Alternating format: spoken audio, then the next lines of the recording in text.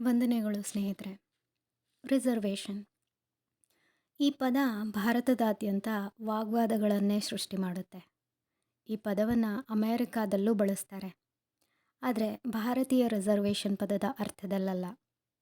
ಇಲ್ಲಿ ಈ ಪದದ ಅರ್ಥವೇ ಬೇರೆ ಇದೆ.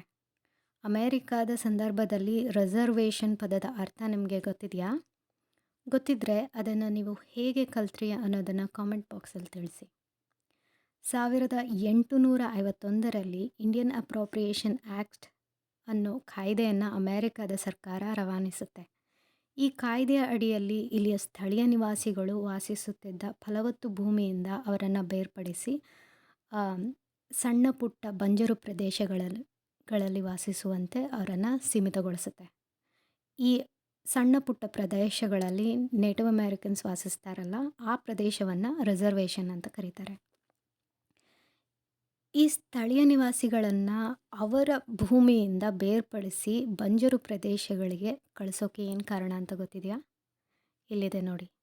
ಆಗ್ತಾನೆ ಯುರೋಪಿಂದ ಬಂದಂಥ ವಲಸಿಗ ವಸಾಹತುಶಾಹಿಗಳಿಗೆ ಫಲವತ್ತು ಪ್ರದೇಶಗಳನ್ನು ಕೊಡೋಕ್ಕೆ, ಜೊತೆಗೆ ಈ ನೆಲವನ್ನು ವಸಾಹತೀಕರಿಸೋಕ್ಕೆ ಹಾಗೂ ಈ ಸ್ಥಳೀಯ ನಿವಾಸಿಗಳನ್ನು ನಿಯಂತ್ರಿಸೋಕ್ಕೆ 1851ರ ಇಂಡಿಯನ್ ಅಪ್ರೋಪ್ರಿಯೇಷನ್ ಕಾಯ್ದೆ ಜಾರಿಗೊಳಿಸಿದಾಗಲಿಂದ ಹಿಡಿದು 1950ರ ತನಕ ಈ ಇಡೀ ಖಂಡದ ಒಡೆಯರಾದ ಇಲ್ಲಿಯ ಸ್ಥಳೀಯ ನಿವಾಸಿಗಳನ್ನು ಸರ್ಕಾರ ನಿಗದಿಪಡಿಸಿದ ರಿಸರ್ವೇಷನ್ಗಳಿಗೆ ಮಾತ್ರ ಸೀಮಿತಗೊಳಿಸಿದ್ರು. ರಿಸರ್ವೇಷನ್ಗಳು ಹೇಗೆ ಕೆಲಸ ಮಾಡುತ್ತೆ ಅಂತ ಗೊತ್ತಾ? ರಿಸರ್ವೇಷನ್ಗಳಿಗೆ ತಮ್ಮದೇ ಆದ ಸಾರ್ವಭೌಮತ್ವ ಇದೆ. ಪ್ರತಿ ಬುಡಕಟ್ಟು ಜನಾಂಗಕ್ಕೆ ತಮ್ಮದೇ ಪ್ರತ್ಯೇಕ ಸಂಘಟನೆ ಹಾಗೂ ರಚನೆಗಳಿವೆ. ಅವರಿಗೆ ರಾಜ್ಯ ಹಾಗೂ ರಾಷ್ಟ್ರ ಸರ್ಕಾರಗಳ ಕೆಲವು ಕಾನೂನು ಮತ್ತು ನಿಯಮಗಳು ಅಥವಾ ನಿಬಂಧನೆಗಳು ಅನ್ವಯಿಸಲ್ಲ. ಬುಡಕಟ್ಟು ಪರಿಷತ್ತುಗಳು ತಮ್ಮ ನಾಯಕರನ್ನು ಚುನಾವಣೆ ಮೂಲಕ ಆಯ್ಕೆ ಮಾಡಬಹುದು. ಬುಡಕಟ್ಟು ಜನಾಂಗಗಳಿಗೆ ಸರ್ಕಾರ ನೀಡಿರುವ ಈ ಸಾರ್ವಭೌಮತ್ವವನ್ನು ಕೇಳಿದರೆ ಇಲ್ಲಿಯ ಜನ ಸುಖವಾಗಿರ್ತಾರೆ ಅಂತ ಅನಿಸುತ್ತೆ ಅಲ್ವಾ? ಖಂಡಿತ ಇಲ್ಲ ಕಣ್ರಿ. ಪ್ರಪಂಚದಲ್ಲೇ ಶ್ರೀಮಂತ ದೇಶ, ಎಲ್ಲರಿಗೂ ಹಿರಿಯಣ್ಣ ಹಾಗೂ ಪ್ರಥಮ ಜಗತ್ತು ಅಂತ ಹೆಸರುವಾಸಿಯಾಗಿರೋ ಅಮೆರಿಕಾದಲ್ಲಿ ಅನೇಕ ತೃತೀಯ ಜಗತ್ತುಗಳಿವೆ ಅಂತ ಗೊತ್ತಾ? ಆ ಅನೇಕ ಸಣ್ಣ ಸಣ್ಣ ತೃತೀಯ ಜಗತ್ತುಗಳಲ್ಲಿ ಈ ರಿಸರ್ವೇಷನ್ಗಳು ಒಂದು. ರಿಸರ್ವೇಷನ್ಗಳಲ್ಲಿ ಬದುಕೋ ಇಲ್ಲಿಯ ಸ್ಥಳೀಯ ನಿವಾಸಿಗಳಿಗೆ ಓದು ಹಾಗೂ ಉನ್ನತ ವ್ಯಾಸಂಗಗಳ ಅವಕಾಶಗಳು ದೊರಕೋದೇ ತೀರಾ ಕಡಿಮೆ.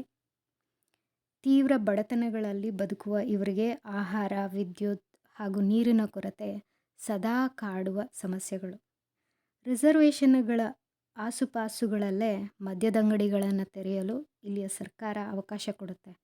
ಹಾಗಾಗಿ ಇಲ್ಲಿ ಮದ್ಯವ್ಯಸನಿಗಳು ಹೆಚ್ಚು. ಇನ್ನು ಇಲ್ಲಿಯ ಹೆಣ್ಣು ಮಕ್ಕಳು ಅನೇಕ ಬಾರಿ ಅಪಹರಣಕ್ಕೆ ಒಳಗಾಗ್ತಾರೆ, ಮಾನಭಂಗಗಳಿಗೆ ಒಳಗಾಗ್ತಾರೆ, ಹಾಗೆ ಕೊಲೆಗಳು ಆಗ್ತವೆ. ಆದರೂ ಅವೆಲ್ಲ ಹೇಳೋಕ್ಕೆ ಹೆಸರೇ ಇಲ್ಲ ಅನ್ನೋಂಗೆ ಮಾಯವಾಗುತ್ತೆ, ಶಿಕ್ಷೆನೂ ಆಗಲ್ಲ. ಹಾಗೆ ಆರೋಗ್ಯ ತಪಾಸಣೆ ಹಾಗೂ ಚಿಕಿತ್ಸೆ ಇವರಿಗೆ ಉಚಿತವಾಗಿದ್ದರೂ ಸರ್ಕಾರ ಹಣ ಪಾವತಿ ಮಾಡಲ್ಲ. ಎಷ್ಟೋ ಮಂದಿ ಚಿಕಿತ್ಸೆನೇ ಇಲ್ಲದೆ ಸತ್ತು ಹೋಗಿದ್ದಾರೆ. ಇಂತಹ ಶೋಚನೀಯ ಸ್ಥಳಗಳಲ್ಲಿ ಮತ್ತು ಸ್ಥಿತಿಗಳಲ್ಲಿ ಬದುಕಲು ತಳ್ಳಲ್ಪಟ್ಟಿರುವ ಇವರ ಜೀವನವನ್ನು ತೃತೀಯ ಜಗತ್ತು ಅಂತ ಕರೆದ್ರೆ ತಪ್ಪಾಗಲ್ಲ ಅಲ್ವಾ? ಅವೇನೇ ಆದರೂ ಜಾಗತೀಕರಣವಾಗಿ ಇಷ್ಟೆಲ್ಲ ಚಾರಿತ್ರಿಕ ಹಿಂಸೆಗಳಿಗೆ ಇವರು ಒಳಗಾಗಿದ್ರೂ, ಇವರನ್ನು ಹೇಳ ಹೆಸರಿಲ್ಲದೆ ಕೊಲ್ಲಬೇಕು ಅಂತ ಯೋಚನೆ ಮಾಡಿದ್ರೂ ಈ ಜನ ತಮ್ಮ ಇತಿಹಾಸವನ್ನು ತಮ್ಮ ಮುಂದಿನ ಪೀಳಿಗೆಗಳಿಗೆ ಹೇಳ್ಕೊಡ್ತಾ ಇದ್ದಾರೆ. ತಮ್ಮ ಹಿರಿಮೆಯನ್ನು ತಮ್ಮ ಮಕ್ಕಳಿಗೆ ಪ್ರತಿದಿನ ಪಾಠ ಮಾಡ್ತಾರೆ. ಅವರು ಚಾರಿತ್ರಿಕ ದೌರ್ಜನ್ಯಗಳನ್ನು ಸೆಡ್ಡು ಹೊಡೆದು ಹೇಗೆ ನಿಂತರು ಅನ್ನೋದನ್ನು ತಮ್ಮ ಮಕ್ಕಳಲ್ಲಿ ತುಂಬಿಸ್ತಿದ್ದಾರೆ. ಯಾಕೆಂದರೆ ಅವರು ಮುಂದಿನ ಪೀಳಿಗೆಗೆ ಬದುಕುವಂಥ ಆಸಕ್ತಿಯನ್ನು ಕೊಡೋದಕ್ಕೆ. ಇಷ್ಟು ಹೊತ್ತು ಅಮೆರಿಕದ ರಿಸರ್ವೇಷನ್ ಪದದ ಅರ್ಥ ಕೇಳಿಸ್ಕೊಂಡ್ರಿ ಅಲ್ವಾ? ಇಲ್ಲಿಯ ಜನಗಳ ಬಗ್ಗೆ ತಿಳಿದುಕೊಂಡ್ರಿ. ಇದನ್ನು ಕುರಿತು ನಿಮ್ಮ ಅಭಿಪ್ರಾಯವನ್ನು ಕಾಮೆಂಟ್ ಬಾಕ್ಸ್ನಲ್ಲಿ ತಿಳಿಸಿ. ಹಾಗೆ ಈ ಚಾನಲ್ನ ಸಬ್ಸ್ಕ್ರೈಬ್ ಮಾಡ್ಕೊಳ್ಳಿ. ಧನ್ಯವಾದಗಳು ಸ್ನೇಹಿತರೆ.